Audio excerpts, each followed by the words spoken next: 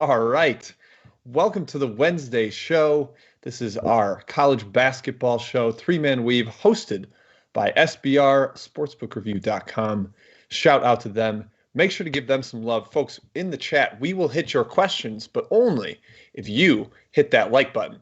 Make sure to do that for us. Hit the like button on the video. Also subscribe to the channel, youtube.com/SBRSports, and head over to their website, sbrpicks.com/NCAAB. The URL is conveniently plastered atop this screen. So you can just see that and put that into your little search function and you're good to go. Lots more great resources for you there. We will attempt to give you as great a resource as we can here. Ky, Matt, looking back on Tuesday night, see anything that really jumped out to you? McKeon, I will start with you because I think I know where you're going with this one. We're going to talk about Mizzou. Excuse my clearing of the throat here. Mizzou fans were fine. Yes, we've lost 3 straight. Yes, we're 6-6 now in the SEC. But our resume is still rock solid. And if you told us Mizzou fans in the preseason we'd be like a 6 or a 7 seed currently, you'd take it in a heartbeat. Wouldn't even think about it. Be like, yep, I will take that position. Also, we're 0-2 without Tillman. The committee is supposed to keep that in mind during their seeding process. Yeah. There's no way they actually will, and neither will anybody else. But have faith. The Tigers are fine. We're going to be a tournament team. Let's come off the ledge, Matthew. Yeah, I got just a two for take tonight, Jim. For last night, I should say, excuse me. SLU, first off, they're still pretty angry, and they're still good at basketball. They have completely erased the COVID concerns that we all were citing after they came out of their shutdown and had 2 spotty efforts, to say the least. Second thing, Matt, can I just say, SLU tweeted like their account has embraced Revenge Week because they're playing LaSalle, they're playing Dayton. The 2 teams they lost to out of shutdown, they've already got Revenge 1. Now they got to go to Dayton and get that huge win against UD Arena this weekend. I love that the scheduling gods align the stars so that they could get their punches back quickly. Yep. Second thing, Michigan State still bad at basketball. Pretty good spot last night for them to come out and compete against a Purdue team. I'm just continuing to see this money come in on Michigan State, and we're just perplexed by it, Jim. We don't really understand it. But as you said yesterday, we should probably be dumbing that and almost upplaying it so we continue to see more of that, and we can come in and dunk on the other side. They actually played fairly well yesterday. I mean, Purdue shot terribly from the perimeter, and Trevion Williams couldn't make free throws. But they hung around for a while. That 10-point margin is a little deceiving, but there's just no reason to trust Michigan State to make plays at the end of games anymore. I see Rocket Watts taking a 3. I'm just like, yes, here comes a brick, baby. My takeaway is just James Bouknight. Holy cow. That guy's back. He is awesome. He's glorious. He had an easy 20 points in his return, made some incredible shots. He did limp off late due to what appeared to be like a hamstring injury, so keep an eye on that. But, man, he just – there's no rust for him. He's an All-American. He's that good. Yeah, I think the silver lining, Jim, of him being out is these other role players have really gotten a lot better too. So that's a team to watch out for sure in the Big East. Yep, Andre Jackson back. Cook didn't play a ton yesterday, but all right, let's get into the outline, guys. Let's start in ACC territory. NC State at Pittsburgh. This one was supposed to be the Red River Shootout again, but it just keeps getting pushed back because of that weather down in Texas. So we tagged in these 2 ACC squads that, if I'm being generous, they're on the fringe of bubble territory. Yeah. Pitt maybe more so than NC State, who's under 500. But Ky, Pitt, they've got a little more to play for. They've got the best player with Champagny. Is it really that simple? Should we just take the Panthers there? Maybe 2 best players if you want to include Xavier Johnson in that. They've come back down to earth a little bit. Pitt has lost 5 of 6, but covered 2 of 3. They're still very competitive in the ACC. NC State, man, is just in a world of hurt. Quite literally. Daniels out for the year, obviously, appears to be catching up with them.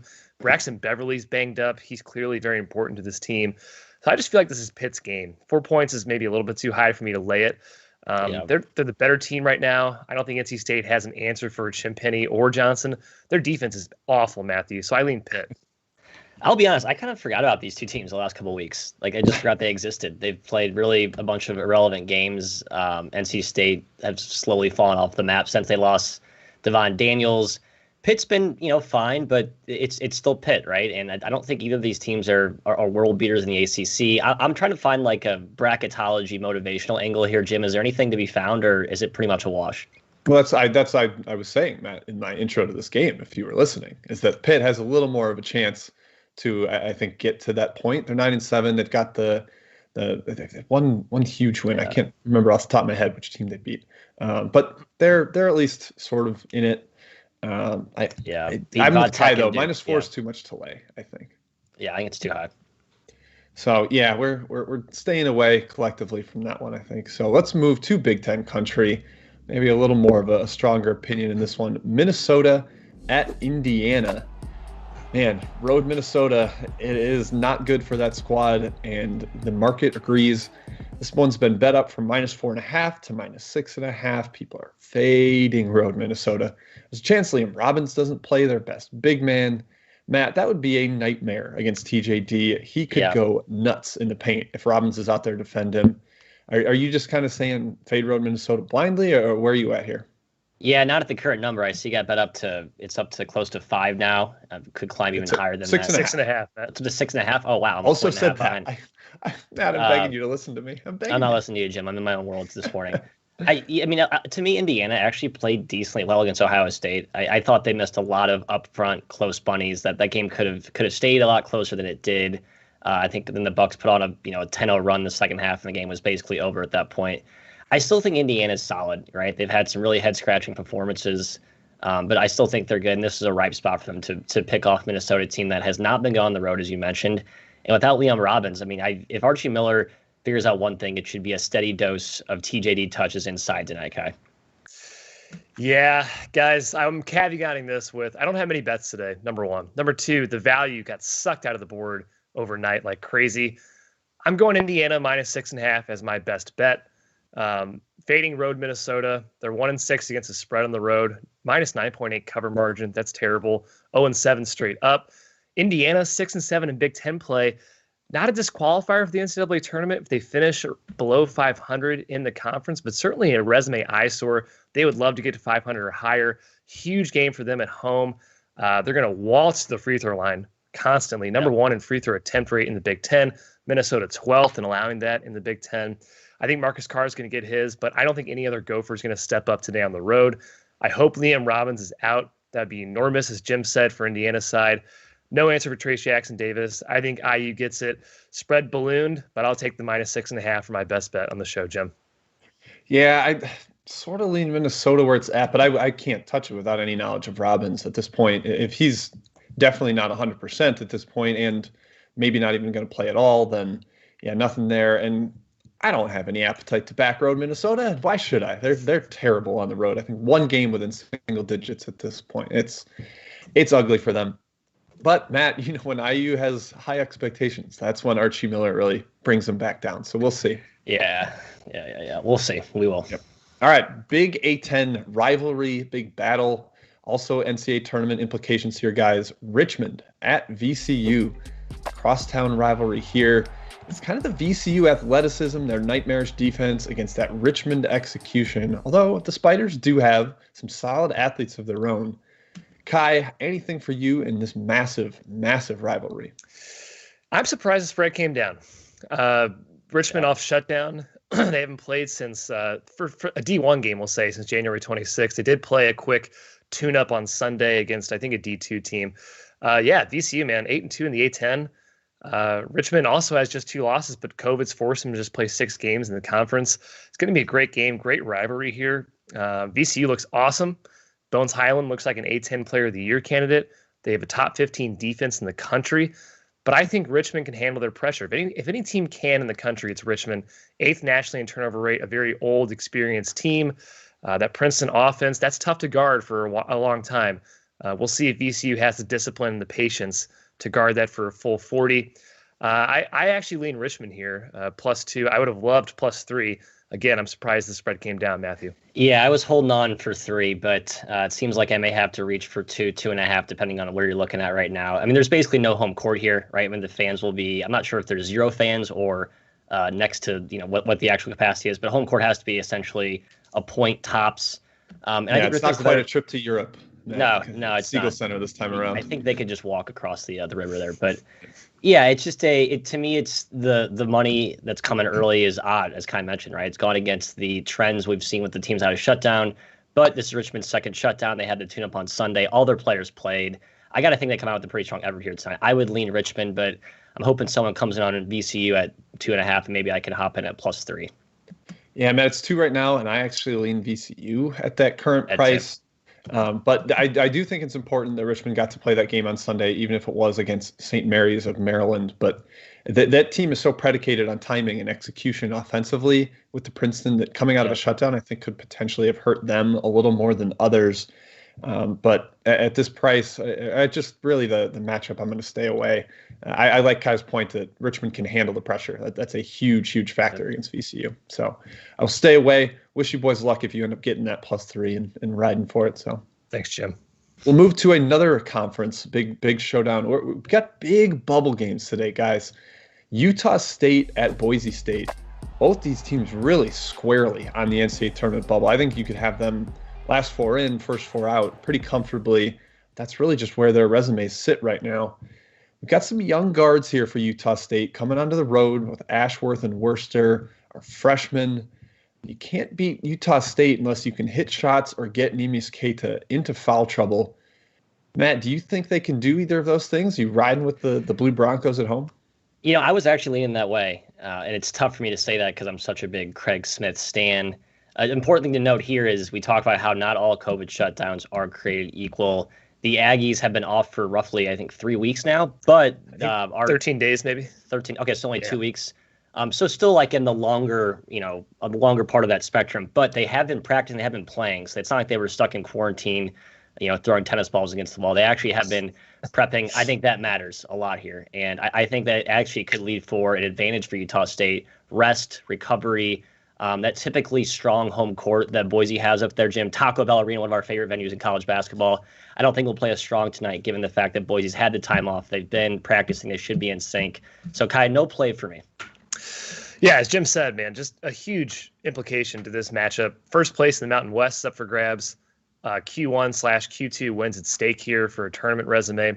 I think we've seen Utah State just play better against better competition. Boise's faltered against the better MWC teams. They did split with Colorado State. You can call that impressive, or you can call that concerning, one way or the other. Swept by Nevada. Meanwhile, Utah State has just had a little bit more impressive resume in conference. Utah State's defense, we talked about VCU's defense. Utah State's defense is also top 15 in the country. They're a lockdown, very hard to score against. Boise likes to score in transition, pick and roll, and post up. USU is very good at shutting all of that down. I actually lean towards Utah State here. I'm not taking it due to the shutdown concerns, but leaning towards the Aggies. No shutdown. If that changes your mind, Ky, they were off because Wyoming could not play last week, so they had no. So definitely lean towards Utah State. Absolutely. Yep. They've been on the court. I do too. I lean that way. My number doesn't quite get me there. I wish I had Utah State slightly favored, but maybe I'm giving Boise State too much respect. That Utah State defense is so good. They got so much length inside. Queta is such a great cornerstone to build around. I'm not quite confident in Boise State executing against that, but we'll see. Maybe I'll hope for a blowout in the first one and step in on the second game when they meet on Saturday. All right, let's go to the chat mob, guys. Let's get some chat questions in here. Ky, you are my loyal czar today. What do we got on the slate? We're going to start off with a question that's been asked several times. We're going Drake, Northern Iowa. A lot of people asking if Drake's a lock. Well, I'm here to tell you guys, no, Drake's not a lock. They haven't covered, 3 or 4 games in the last 6 or so, Matt? What do you think? Yeah, and this is a pretty big rivalry game, right? So I think Northern Iowa, they've a young team. They've been a little bit erratic. They've had some injury issues, but I think if there's a game that Ben Jacobson's squad gets up for, it's this one. So I would be a little weary, especially off that emotionally charged win over for Loyola. I don't know if anyone saw the end of that game, but there was just like some serious back and forth yelling between Drake and Loyola. They were hyping up the crowds there. So you can definitely see a slight letdown here from Drake. Yeah, I'm actually going to take Northern Iowa +6. I think that the spot is great for them. Wow, yeah. Spot is great for them with Drake off that Loyola 2-pack over the weekend. Big rivalry game, like you said. And just, I don't know. The one concern for me is that Drake needs wins desperately to get to the NCAA tournament, but no Hemphill. This is not the same team. It was kind of a smoke and mirrors performance to beat Loyola in that second leg. So I just think that this is more of a mortal team at this point, and UNI is solid enough that they can battle at home. I'll take the UNI +6. I think it's really hard to assume Drake doesn't fall off without Tank Hemphill. They were certainly impressive in Leg 2, like you said, Jim. I need to see more. I need to see a bigger sample size from them without Hemphill. Okay, Fang, and a couple others. Butler, Marquette, Saw someone say Marquette's a lock in the chat. Guys, Marquette's been terrible. Like, I think they might have given up on the season. I leaned their way, but with no Lewis and with the way they've been playing, I have no appetite to back them here. Yeah, just nothing here. Lewis has been clearly worth like 5 points. He anchors that defense. He's a weapon on both ends, and they've missed his presence pretty badly. Whoops. I dropped my pen. I got it back up. It's all good. Matt asks about VMI UNC Greensboro, not the Matt Cox, but a different Matt in the chat. Specifically over in this game. It's a good question. VMI games tend to play over. And UNC Greensboro, I'm sure, has no issue running with them. From a side perspective, I kind of lean towards Greensboro, Matt, but VMI, man, has been one of those teams just consistently scrappy all year long. Yeah, I'll add it as official show play. I'm going to take Greensboro at -4. I looked at my VMI rating. It's 4.5, Matt. 4.5. I'd be with you. Good. I don't have to fade VMI because Dan Earl has been arguably the coach of the year this year. I mean, I cannot believe we're talking about VMI as a middle-of-the-pack, upper-tier SoCon team, a top 175 in KenPom for a second-grade military school. UNC Greensboro's on a mission, right? They played phenomenally the last month. The last game against Mercer, they basically blew a huge lead and almost blew the cover late. I think that final score is misleading. You look at when UNC Greensboro is engaged and motivated, which they will be tonight in a short spread, Jim, I think they play well. Yeah, I if I could get 4, I would like it, but at 4.5, it's just that right past my strike, I made it 6.5, so I'm just going to leave it alone here, lean towards Greensboro, but VMI does scare me as a dog. All right, Raymond asks about Iona Quinnipiac. This spread got up there. I was leaning towards Iona, and then the board got ravaged. Matt, what do you think? Yeah, hammered, like from 4.5 to 6.5. I think it's 6.5 across the board right now. Iona off their loss against Manhattan, essentially their third game off that huge COVID shutdown. They're not fully healthy. They got their center back, Sherma or Shepa. Osborne Shima. Yeah, just a monster inside. I mean, he just takes them to a notch above what they were playing, which their best was what we saw in game 1 against Manhattan. I think they can run over the MAC once they get in a groove here. So I understand the early money. Yep.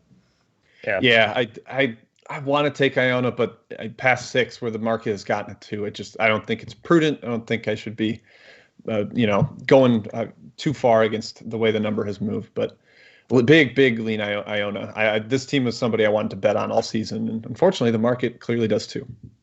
Renzo asks about UCF and South Florida rivalry game here. I have a pretty big gut lean towards South Florida, actually. 3 points seems like too much for UCF. Neither team's been very impressive. I just think they're pretty similar. And with not much travel, with not much home court these days, I'm leaning towards the dog, Matthew. Yeah, I actually like this UCF team with Brandon Mahan and Darius Perry both playing and operating at peak capacity, which they have been the last 2 games, I believe. Or just last game. I think they got Mahan back. So I disagree with you on the side. I think the under is a good spot here. 62 possessions, both these games played till last season. It just seems like it's a crawl-out, drag-out type of game. Yeah, probably tend to agree. I slightly into UCF. I think South Florida is really bad, but I'm jaded after watching them lay just a complete egg against Tulane, who is in a terrible schedule spot this weekend. Yeah. All right, Sam asks about Arizona State, USC. We'll go to the boys for this one. Jim. It's injuries. I don't know what to do with this. Arizona State is both Marcus Bagley and Josh Christopher questionable. They haven't been practicing, but they did travel for this one. I kind of hope it gets bet down, and I could just maybe step in on USC. They're so much better. I'm worried Arizona State is a quit on the season candidate, Matt, or at least wait till the conference tournament. Yeah, I don't know. I just maybe I believe too much in Bobby Hurley's rah-rah spirit animal type thing that he has there. But he talks about how they're committed to playing all the way, balls to the wall to the end of this season, even though it's been a complete disaster. I'm probably drinking the Kool-Aid there falsely. I think this line's crazy high. If you get either one of those two to play, Christopher or Bagley, I think this line's nuts. Let's go back to the rundown, guys. Got some more questions to hit at the end. Okay. Back to the rundown. That means ACC country, Syracuse at Louisville here. Guys, we have yet to see Louisville against the 2-3 zone. I'm a little concerned about the matchup here. They are a heavy pick and roll team, and you can't do that against the zone. They are low in both assist rate and three-point attempt rate, 2 things that would really help. Ky, do you see any sort of edge in this one? Yeah, I mean, you got to shoot and you got to rebound to beat Syracuse's zone. Louisville can rebound, but the shooting is very questionable, 31% in ACC play. Syracuse's tournament hopes are on life support right now. They really need this win if they're going to make a push for the tournament. Louisville hasn't played in like 16 days, I think. Looking to position itself obviously better for the dance themselves. A win can keep them in second place, but that time off, plus their ability not to shoot, has been leaning towards Syracuse. Also, good to note here, Louisville's defense, Matt, is due for some regression. They're allowing the highest three-point attempt rate in the ACC, but the lowest three-point percentage. Yeah. Something's got to give there. I'm actually leaning towards Syracuse, but of course this spread has come down to like 4 points, which is too low for a team that I kind of hate in the orange. Yeah, we have to find out who those two scholarship players are that Dino Gaudio referred to would be MIA from today's game. I'm inclined to think they won't be important pieces, but Louisville doesn't have a ton of depth, so it's not like if you take their seventh and ninth best player, it still I think will matter. Although there's a team you want to play with little depth, it's Syracuse, right? You're going to get them against the zone. They're not going to come at you with waves of athletes. So maybe this is the one match where they can withstand a few holes in the rotation here, Jim. No strong lean. I wanted to take Louisville. I just think the line's a little too high. Yeah, I see Thomas Johnson just as his caps lock is stuck, and he really wants to know about the Louisville under. Yeah, I mean, that could be a solid play because I'm not sure Louisville can score against the zone. Both teams probably want it slow because of depth issues. That could be a solid play. I'm not taking it, but I wish you all the power if you do. Okay, moving on. Matt, ACC country, staying there for your boys. Duke headed on the road in Tobacco Road country to Wake Forest. I ask you, is this Ewing theory time with Jalen Johnson? Yes. They have been bet up from -5 to -6.5. It's 7 now. What the heck? 7. Okay, well, man, I'm going to have to consider Wake Forest. But first, Matt, the most important question, is Jalen Johnson in the Brotherhood? Does he get to stay? No, I've replaced him. I'm just a temporary stand-in until they find someone to fill his shoes, an actual basketball player. I retired a few months ago officially. So, yeah, this is a weird thing. But we did watch the NC State game and get the addition by subtraction Ewing theory vibes, right? I thought Duke's defense was much improved. I think we've mentioned Mark Williams' name a bunch on this show before. He had a really nice outing in that game, finally giving Duke some semblance of rim protection up front. Ky, Ian DeBoso was the revelation for Wake last game. You could argue he takes his team to a new level when healthy and at his best. I mean, I'll be honest, I wanted Duke at the opener at 5, but I'm almost like leaning the other way now at 7. That's just a ridiculous early move from the overnights. Yeah, pretty ironic that a Houston Baptist transfer of all people is Wake Forest like regenerator, right? The guy who leads his team back to relevancy. Yeah, Wake Forest's been good, man, lately. I mean, scrappy. Game 1, though, they were overwhelmed by Duke's athleticism, by Duke's size. I'm afraid that might happen again. No Jalen Johnson. I actually do think could be a good thing. They're 3-0 without him this season straight up. They started 3-0 in ACC play back in the day. Wake does have the best against the spread record in the conference at 10-4, covered 7 of the last 8 games. I think Wake puts up a better fight here than in game 1. I am leaning towards Wake Forest 6.5, 7. Jim. Yeah, it's just a little too high. Steve Forbes is too good a coach. The Duke talent level is not some sort of overwhelming type of thing. When you're throwing Jordan Goldwire and Joey Baker out there, like that's not that much better than Jacoby Neath and Jonah Antonio that Wake Forest is firing back with. So, yeah, I'm a Demon Deacon lean here. I got to think about it longer if I'm actually going to step in and take it, just because I do buy a little bit of that Ewing theory. I think Jalen Johnson was hurting them. He was a turnover machine. Yeah. All right, last game on the outline. In the SEC, Ky, I'm going to hit you first on this one. I'm not going to hit you. I'm going to send it to you first. South Carolina at Tennessee. Tennessee's been bet up from -10 to -11.5. That was largely because of the news that Jermaine Couisnard and Justin Minaya will not be traveling due to injuries. Gamecocks have been a big old disappointment. Are you going to ride the steam engine here with the Vols, Ky? I certainly lean that way, Jim, but Tennessee's been a weird team too. 7-5 in the SEC. And they're not competing with kind of the better teams in the conference. 3 of their losses to better teams in the conference this year. You just never know what kind of offensive output you're going to get from this team. So I've been kind of hesitant betting them, especially as a double-digit favorite. Certainly not excited to bet South Carolina tonight with those 2 guys out. I think it's Tennessee or nothing. South Carolina, Matt, going against the 3rd best defense in the country sounds very scary to me. Sounds awful. I'm not sure how they're going to score very well. Yeah. So I do lean towards Tennessee despite the high number and with the injuries on the Gamecock side. Yeah, I lean Tennessee. I think if you're a Tennessee backer, you're not going to get a 22 run out of the gate quickly. It's going to be death by 1,000 paper cuts. Protect the ball. South Carolina will foul you. They foul everyone. They love to foul. Tennessee's a team that can attack the rim. They're strong with the rock. They can make free throws. I can see Tennessee scoring 30, 25 points at the free throw line tonight. And I don't know how in the world they're scoring against this defense. So should I take an official show play? I've not actually played one yet, guys. I need some. What do you think? Yes? No? Maybe? Yeah. Don't look at me. Run your own race, baby. It's 11.5 now. 11's kind of where I wanted it. So I'll do one and done with best bet. So no play. Okay. Yeah, I'm big lean to Tennessee here too, but South Carolina has been zoning a little bit more, and the Vols cannot score against zones. They don't know what to do. They melt down. They have been getting some nice offensive improvement from Keon Johnson and Jaden Springer, the two freshmen. So still a lean for me to Tennessee at the current number, but I won't make it an official show play. Under could have some value just because Tennessee can't really score against zones. South Carolina against this defense without Cousinard could be in for some trouble. So keep an eye on that total if you have interest in betting that under. I think that would be the side if you had to pick one. All right, let's do best bets quick. Matthew, we're going to start with you. What do you have tonight? Jim, I'm a man who represents men in fur.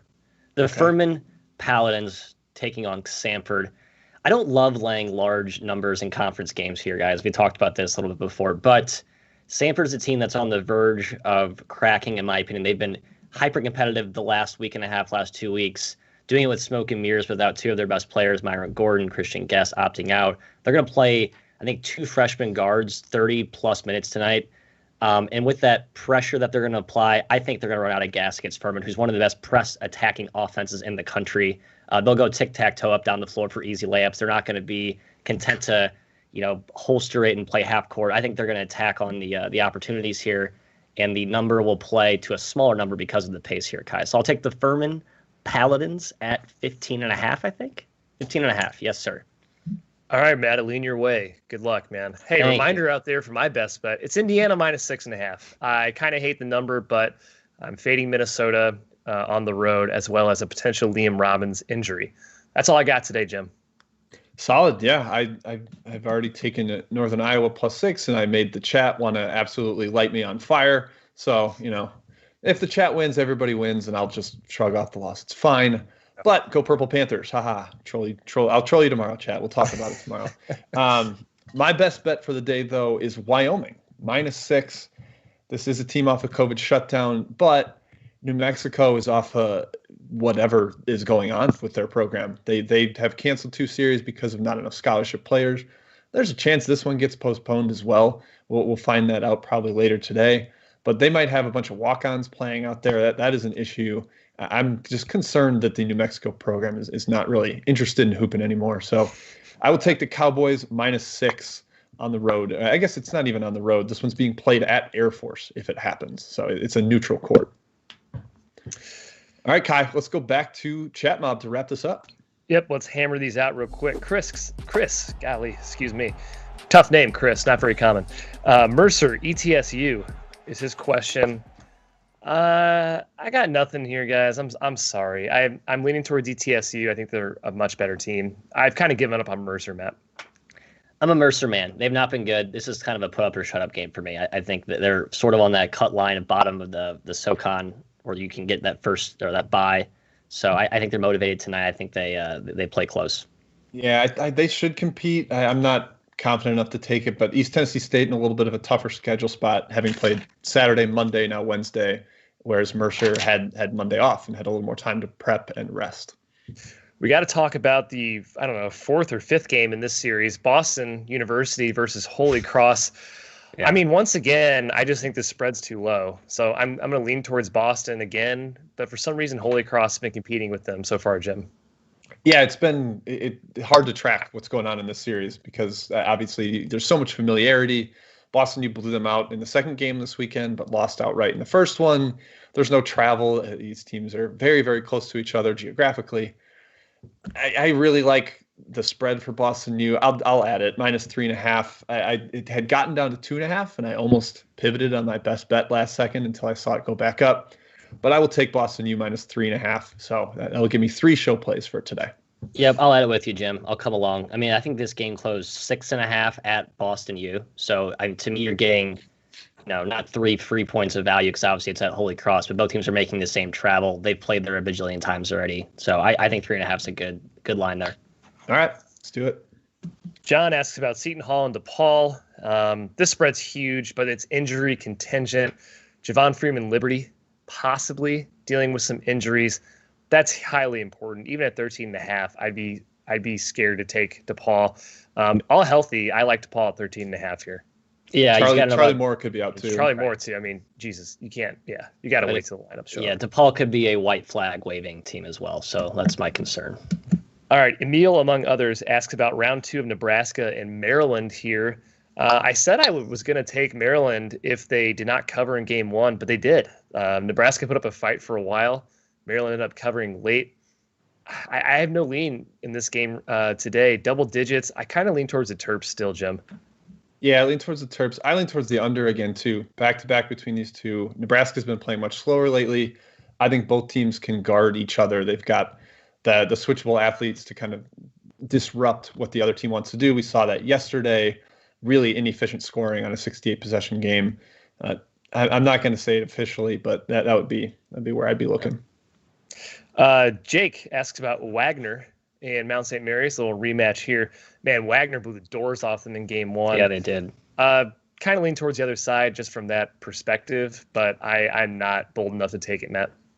Yeah, Mount St. Mary's was uncharacteristically bad on offense. I liked Wagner yesterday. That was my best bet, but I was lucky to get a putrid offensive effort from Mount St. Mary's. They'll be better today. Yeah, they're a well-coached team. They have guys who can, Damian Kwangui, whatever his name is, DCQ. Chongqui, excuse me. Little maestro. I think they'll be much better today against that Wagner zone. All right, 2 more here. Number 1, Vanderbilt and Kentucky. From just a macro perspective, man, 3.5-point spread against Vanderbilt.